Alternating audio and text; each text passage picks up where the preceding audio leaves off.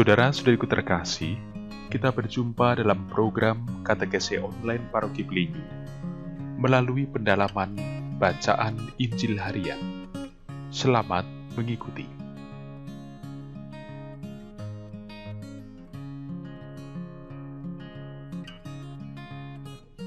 Pewartaan Sabda Tuhan dikutip dari Injil Lukas, pasal 9 ayat 43b sampai 45. Maka takjublah semua orang itu karena segala yang dilakukan Yesus. Ketika semua orang itu masih heran karena segala yang diperbuatnya itu, Yesus berkata kepada murid-muridnya, "Dengarlah dan camkanlah segala perkataanku ini. Anak manusia akan diserahkan ke dalam tangan manusia." Mereka tidak mengerti perkataan itu, sebab artinya tersembunyi bagi mereka, sehingga mereka tidak dapat memahaminya, dan mereka tidak berani menanyakan arti perkataan itu kepadanya. Demikianlah sabda Tuhan.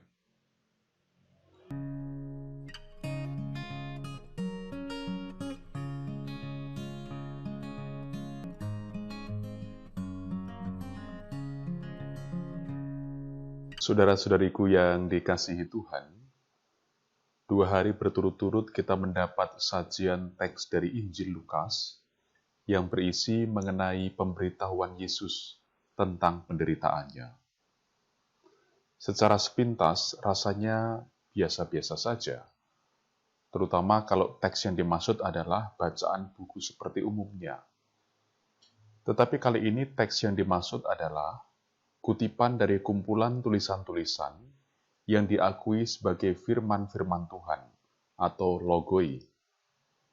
Dengan demikian, pesan khusus bukan sekedar memaparkan suatu refleksi atas rencana Tuhan bagi manusia, tetapi bahkan berbicara tentang manusia beriman dalam upaya membangun relasi dengan Allah Tuhannya. Informasi dari penulis Injil bagi para pendengar dahulu dan sekarang seputar pemberitahuan Tuhan Yesus mengenai penderitaannya mendapat tekanan mendalam karena ditempatkan di antara kisah-kisah yang menunjuk pada tanda kemuliaan Yesus yang adalah Mesias yang dari Allah. Sebelumnya dalam teks Lukas pasal 9 ayat 10-17 dibentangkan tanda heran peristiwa Yesus mengenyangkan 5.000 orang laki-laki dengan mukjizat penggandaan ikan dan roti, bahkan dicatat hingga sisa atau lebih. Selanjutnya, dalam Lukas pasal 9 ayat 28-36, dibentangkan kisah transfigurasi, perubahan rupa Yesus di atas gunung, di mana nampak bersamanya dalam kemuliaan surgawi 2 nabi besar perjanjian lama, yaitu Musa dan Elia. Belum cukup sampai di situ, masih pula ditampilkan dalam 9 ayat 37-43a, kisah mengenai kuasa Yesus yang mengusir roh jahat dari seorang anak yang sakit.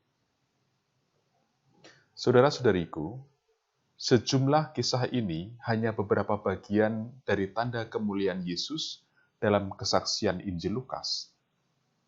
Namun rupanya bukan di situ letak keistimewaannya hingga menjadi sesuatu yang mengherankan para pendengar.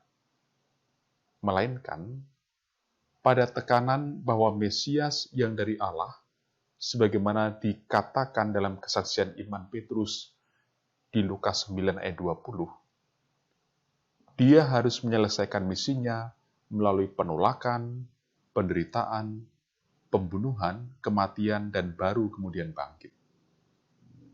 Tentu bagaimanapun, ada tanda tanya besar di antara jemaat Kristen dahulu dan sekarang.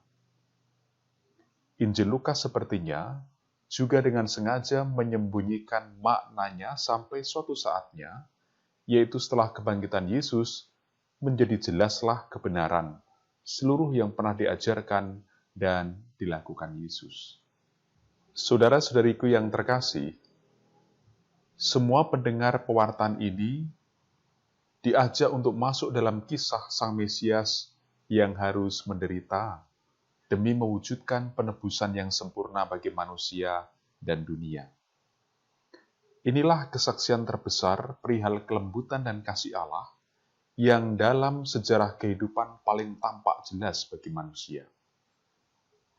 Setiap orang yang percaya diajak untuk berani berjalan bersama Yesus, Sang Mesias, dalam seluruh peristiwa hidupnya.